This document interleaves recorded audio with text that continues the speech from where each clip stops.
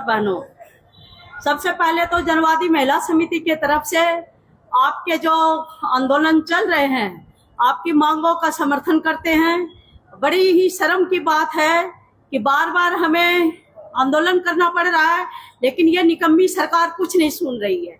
ये अपने ऊपर ही खर्च कर रही है, जब क्या जनता का जो पैसा जाता है रोज दिन सुबह से शाम तक हम उनका खजाना भरते हैं, जिससे क्या बजट तैयार किया जाता है। बजट में जनता के लिए बनाना चाहिए। मैं तो ये कहना चाह रही हूँ कि बजट का 10वां हिस्सा सिर्फ स्वास्थ्य और सफाई पर लगनी चाहिए। जब क्या सफाई का काम सबसे ज्यादा जरूरी है। हमारे सबसे पूर्व वक्ताओं ने भी यही बात कही है। इस पर ठोस मतलब क्या प्रोग्राम बनना चाहिए। और जब यहाँ के जो लोकल जो पार्षदगण हैं, उन सबको भी इस पर ठोस विचार रखना चाहिए। अब कूड़े से ही कई तरह के खाद भी बनाया जा सकता है, इस तरह का प्लांट भी लगाए, उसमें और भी कर्मचारियों की जरूरत है। जब हमारा साफ सुथरा शहर नहीं रहेगा, देश नहीं रहेगा, स्वस्थ लोग नहीं रहेंगे, तो कैसे विकास होगा। विकास की ये पहली सीढ़ी है। ये सरकार को भी सोचना चाहिए क्या इस पर ज्यादा हमें बजट खर्च करने की जरूरत है। दूसरी बात है, क्या ये सरकार इस तरह का काम कर रही है, सभी को सड़कों पर ला दिया, आप देख रहे हो।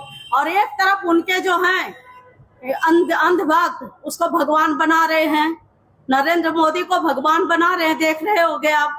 जीते जी तो कुछ कर नहीं पाया, और ये मंदिर बना करके नरेंद्र मोदी क्या कर लेगा, ये भी सोचने की जरूरत है। हमारे दिमाग को कुंठित किया जा रहा है, पढ़ाई लिखाई का सिलेबस खत्म कर दिया जा रहा है। आरएसएस के लोग हर जगह बैठे हुए हैं, वो अपने गुर्गे छोड़ रखे हैं। किस तरह की पढ़ाई करनी है, जो क्या दिमाग इसका ऐसा ही रहे, ढोल पशु सुंदर नारी ये सब ताड़न के अधिकारी, इसी पर चलने की जरूरत है। उन सबको मनुवादी मनुस्मृति लागू करना चाह रहे हैं। और हमारा जिस तरह का ये संगठन है जनवादी महिला समिति, महिलाओं के अधिकारों के लिए लड़ता है। अभी भी 33% आरक्षण के लिए महीने भर से वहाँ दिल्ली में रोज प्रदर्शन कर रहे हैं, और ये बहुमत की सरकार आते हुए भी ये 33% आरक्षण नहीं लागू कर रही है। इसीलिए नहीं कर रही है कि ये महिलाएं 100 में 33 महिला यदि आ जाएगी तो महिला के हकों की बात की जाएगी। ये महिलाओं पार्षद हो या कोई भी हो, वहां तो मतलब कि आदमी अपनी चौधरपना चला लेते हैं।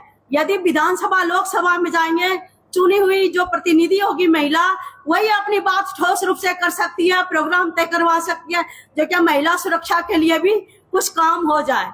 तो इसीलिए ये सबको सोचते हैं कि हमारा खिंडका निकल जाएगा, ये हमारी चौधर चली जाएगी, तो इन महिलाओं को नहीं आने दो। इन महिलाओं को घूंघट करके वहीं रखो, अंदर ही रखो। यहाँ तक कि इसके जो लोग हैं अंधभक्त, वो कहेंगे महिलाएं जब से नौकरी पर आने लग गई तो हम आदमियों की नौकरी खत्म हो गई।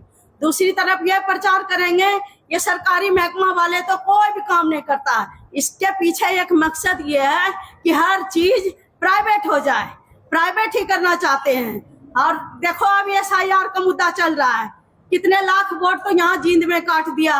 रोज नोटिस आता है, आपका नाम अलग है, बाप बेटी का उम्र में बहुत फासला है, आपका नाम ऐसा है, बाप का नाम से मैच नहीं खाता, बहुत तरह के हैं। जो क्या जब हम इस देश में पैदा हुए हैं, इस देश का मिट्टी पानी से पले बड़े हैं, तो हमें यहाँ से कहाँ निकाला जाएगा। SIR के माध्यम से लाखों की संख्या में वोट काट रहे हैं कि आप वोट नहीं डाल सकोगे। जो और उसका निशाना ये है, जो सड़कों पर आ रहे हैं इन सबको हटा दो।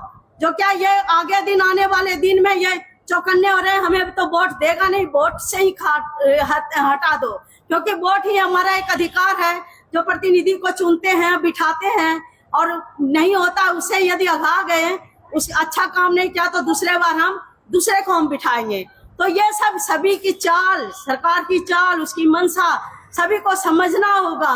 और हमें घरों में भी रोज दिन इन्हीं बातों पर चर्चा करनी होगी। घर में घर का वातावरण इस तरह बनाना होगा, भाई बाप बेटी माँ सब में कहते हैं ना कि राजनीति से महिलाओं को दूर रहना चाहिए।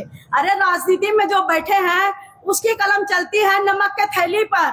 नमक महंगा हो गया, अब चीनी महंगा हो गया, तो हम राजनीति से दूर कैसे रह सकते हैं। हम महिलाओं को भी राजनीति सीखनी पड़ेगी, राजनीति में हिस्सेदारी करनी पड़ेगी, तब जा करके हम पूरा अधिकार ले सकते हैं। हम आपका आंदोलन का फिर से समर्थन करते हैं। जहां तक आपका आंदोलन चलेगा, महिला समिति आपके साथ में, जैसी भी ताकत है हम कंधों से कंधा मिला करके चलेंगे। जय जनता, जय संघर्ष।